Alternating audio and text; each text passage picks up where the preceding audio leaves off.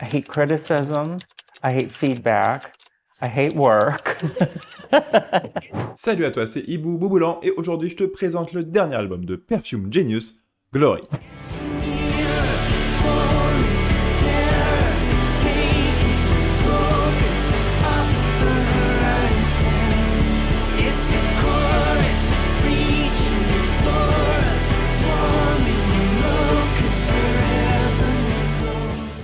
Il y a des artistes qui ne semblent pas réussir à foirer un projet. Perfume Genius en fait tout à fait partie. Non, parce qu'on en est quand même au 6e album studio de Perfume Genius, et c'est difficile de dire qu'on n'en est pas à la 6e masterclass. Alors, la carrière de Perfume Genius, elle commence où? Comme pas mal d'artistes indés, elle commence en fait sur MySpace au milieu des années 2000.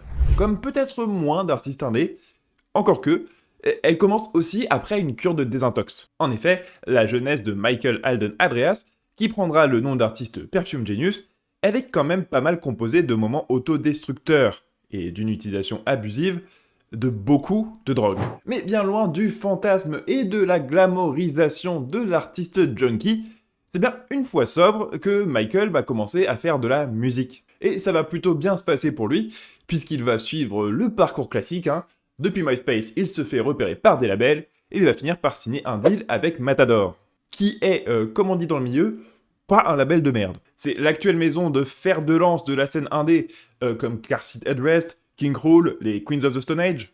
Ils sont aussi passés des projets qu'on adore à la rédac, Bud Genius, Kurt Weill ou Sonic Youth. Bref, le bon gros label de musique indé qui fait zizir. C'est là-bas qu'il va sortir ses premiers albums et qu'il va pouvoir s'épanouir avec le temps. De ses premiers disques, assez minimalistes, que ce soit dans l'esthétique et la sonorité plutôt lo-fi, qui vont revenir sur ces années de galère.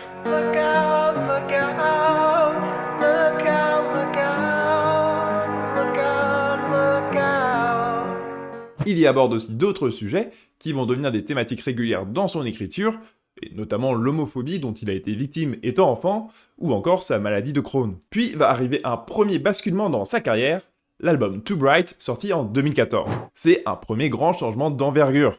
À la production, il va travailler avec Adrian Utley, du groupe Portishead,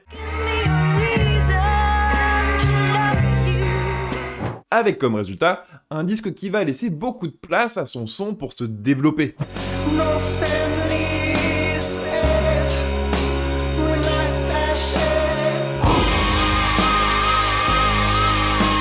J'ai même envie de te dire que c'est le début d'une grande série au sein de sa discographie, avec un renouvellement permanent. Puisque vont ensuite s'enchaîner No Shape en 2017, que là j'ai rattrapé pour faire cette vidéo, et qui est vraiment une vraie folie comme album, probablement les meilleures chansons d'Arcade Fire qui ne sont pas écrites par Arcade Fire.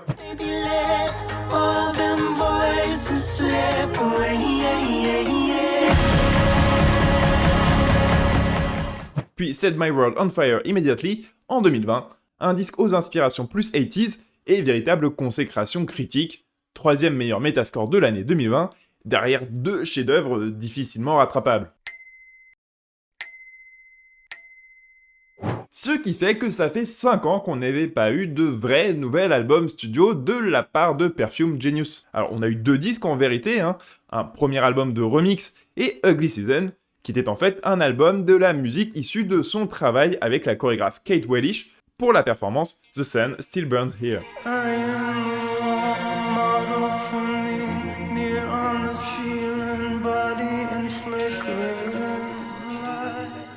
5 ans donc. Est-ce qu'il en profiterait pas pour faire un petit peu après tout le monde son album post-Covid? Alors pourquoi je dis ça? Glory, c'est pas spécialement un disque qui revient spécifiquement sur la période. Par contre, pour Perfume Genius, c'est l'occasion de se replonger dans certaines réflexions ou sentiments qui s'y sont créés ou s'y sont exacerbés. Que ce soit sur It's a Mirror, l'intro du disque, dont le sujet est la dynamique qui le pousse à rester s'enfermer chez lui plutôt que de sortir voir du monde, ou d'une manière générale, dans les lyrics assez personnels de l'album.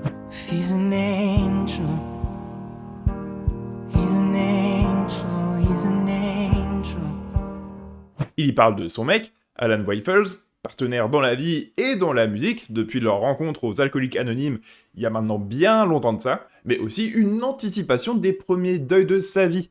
Lui qui pour le coup a été plutôt épargné à ce niveau-là pour l'instant, mais qui commence à s'y préparer l'âge allant.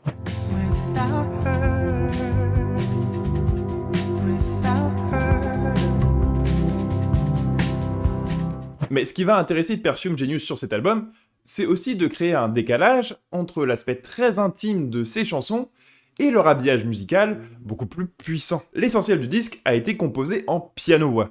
Seulement, ce n'était qu'une première étape dans l'écriture de ses chansons, avant que Perfume Genius ne vienne les proposer à son groupe, qui avait quasiment carte blanche pour apporter des nouvelles idées d'arrangement. Une démarche très collaborative en fait, pour faire grandir ses chansons. Faut dire que son groupe, non seulement il commence à bien le connaître, mais en plus c'est aussi des vrais poids lourds des musiciens de studio de la scène indé. On y retrouve donc son mec, Alan Waffles, mais aussi Meg Duffy, guitariste de studio pour Wise Blood ou The War on Drugs, ou encore Jim Kellner, batteur historique qui a travaillé avec les plus grands, de Dylan à Neil Young en passant par John Lennon. Le tout produit par Black Mills, dont je te parlais la semaine dernière pour l'album de Japanese Breakfast, et lui aussi collaborateur par exemple de Bob Dylan sur ses derniers albums, sans compter la participation d'Aldous Harding, une autre tête de gondole de la scène indé contemporaine.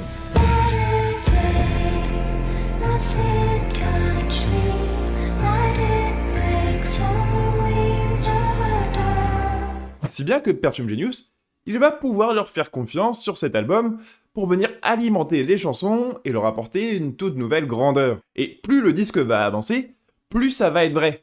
De manière presque contre-intuitive par moment. Là où le début de l'album frappe plutôt fort avec des couplets-refrains très efficaces, et au fur et à mesure du disque, on va s'orienter vers des atmosphères plus posées, une esthétique plus à l'os, où l'intime va prendre de plus en plus de place. Et c'est dans ces carcans, a priori plus minimalistes, que le groupe va finalement pouvoir s'épanouir et apporter toute une splendeur à ses morceaux.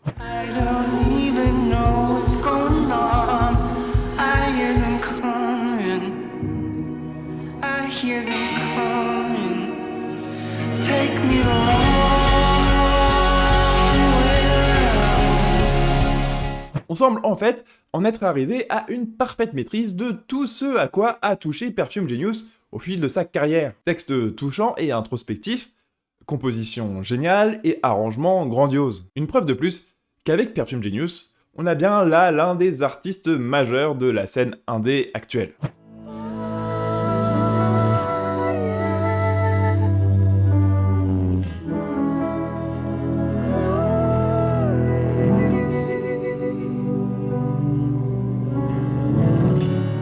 Voilà, merci à toi d'avoir regardé cette vidéo.